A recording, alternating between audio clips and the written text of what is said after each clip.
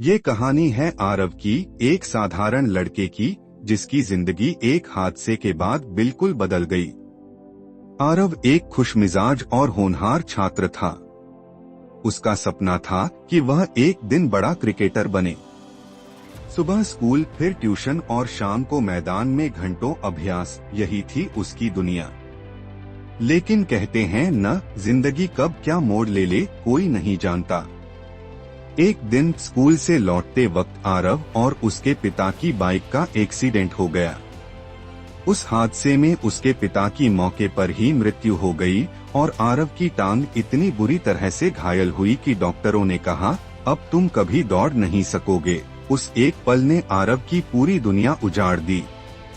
सपना टूट गया, पिता का साया चला गया। शरीर से ज्यादा उसकी आत्मा घायल थी। वो हफ्तों तक अपने कमरे में बंद रहा। न किसी से बात, न कोई खाना, न कोई उम्मीद। दर्द हर तरफ था, दिल में, शरीर में और भविष्य में भी। लेकिन एक दिन उसकी माँ ने उसके पास बैठकर कहा, आरव, तुम्हारे पापा हमेशा कहते थे कि मेरा बेटा मुश्किलों से नहीं डरता। क्या अब तुम उन्हें गलत साबित करोगे? वो शब्द आरव के दिल में कहीं गहरे उतर गए। उस रात उसने पहली बार खिड़की से बाहर झांका। उसे अपने अंदर फिर से लड़ने की एक चिंगारी महसूस हुई। उसने खुद से एक वादा किया, मैं अब रोऊंगा नहीं, मैं खुद को साबित करूंगा। अगर दौड़ नहीं सकता तो चलूंगा, अगर चल नहीं सकता तो रेंगूंगा, लेकिन रुकूंगा नहीं। आरव ने फिजियोथेरेपी शुरू की और धीरे धीरे अपने शरीर को संभालना शुरू किया। उसने क्रिकेट छोड़ दी, लेकिन खेलों से दूरी नहीं बनाई। उसने खेल पत्रकारिता में करियर बनाने का फैसला किया।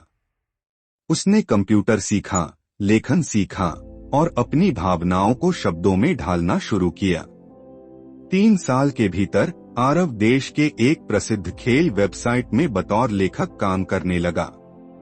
उसके लेख सिर्फ खेल की जानकारी नहीं देते थे, बल्कि हर खिलाड़ी के संघर्ष की कहानी को दिल से छूते थे। आज जब लोग उसे मंच पर देखते हैं तो कोई यह सोच भी नहीं सकता कि यह वही लड़का है जिसने चलने की उम्मीद तक छोड़ दी थी। उसने अपने दर्द को ही अपना सबसे बड़ा हथियार बना लिया। आरव की कहानी हमें यही सिखाती है, दर्द जिंदगी का हिस्सा है, लेकिन उसे ताकत में बदलना हमारे हाथ में है। जब हम सबसे नीचे होते हैं तब हमारे पास 2 ही रास्ते होते हैं, या तो हार मान लें या उस अंधेरे में एक रास्ता खुद बना लें। जो लोग अंधेरे से डरते नहीं, वही उजाले की अहमियत समझते हैं।